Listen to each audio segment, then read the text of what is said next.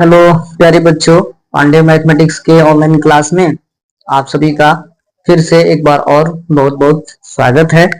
आइए आज फिर से आप सभी के बीच कॉम्प्लेक्स नंबर का अगला क्लास लेकर आया हूँ। इसके पहले वाले क्लास में हम लोगों ने इंट्रोडक्शन देखा है और इसमें हम लोग कॉम्प्लेक्स नंबर के बारे में है ना एक नया टॉपिक देखेंगे कि कॉम्प्लेक्स नंबर जो बना है वो किन किन पार्ट से बना है। तो प्यारे बच्चों, हम लोग नया जो टॉपिक है उसको देखते हैं। आइए हम लोग कॉम्प्लेक्स नंबर का दूसरा जो भाग है उसको स्टार्ट करते हैं। तो प्यारे बच्चों, यहाँ पे हम लोग दूसरा जो टॉपिक पढ़ेंगे वो हमारा टॉपिक है real part of complex number. Short में हम इसको जेड से डिनोट करते हैं। तो real part of a complex number.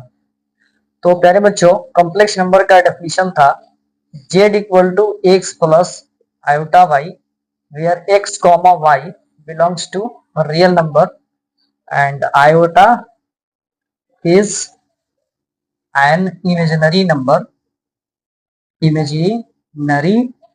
Number.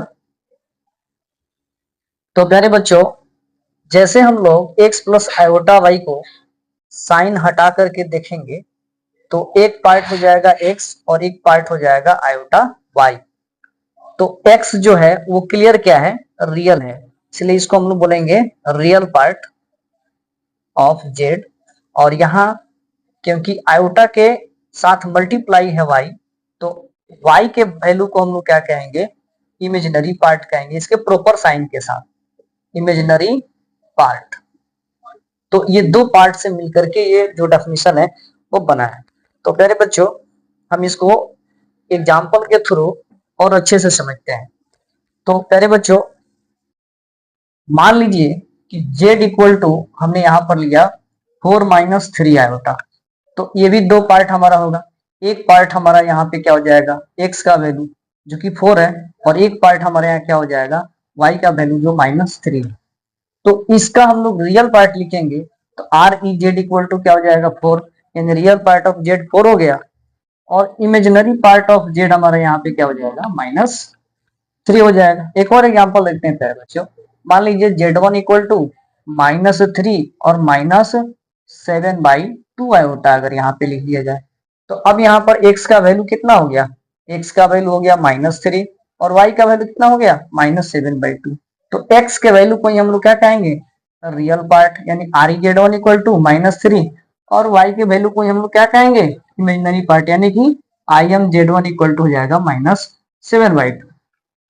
तो प्यारे बच्चों, रियल पार्ट भी हो गया और तीसरा जो टॉपिक है इमेजिनरी पार्ट वो भी साथ में क्लियर हो गया। तो इमेजिनरी पार्ट और रियल पार्ट ये दोनों एक साथ कंबाइन करके तब हमारा कॉम्प्लेक्स नंबर बनता है z equal to X plus iota y।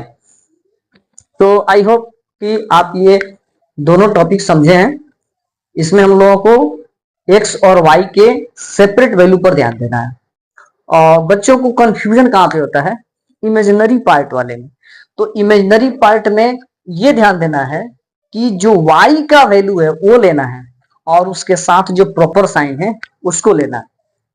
तो प्यारे बच्चों, इस तरह से आप अगर चाहते हैं कि लगातार आपको 11th का complex number part by part आपको मिलता रहे, तो ज्यादा से ज्यादा बच्चों में इसको शेयर करें। फेसबुक पर अगर देख रहे हैं तो पेज को फॉलो करें, यूट्यूब पर देख रहे हैं तो चैनल को सब्सक्राइब करें, लाइक शेयर करें, कमेंट करें। तो प्यारे बच्चों, फिर से मिलते हैं एक नए टॉपिक के साथ।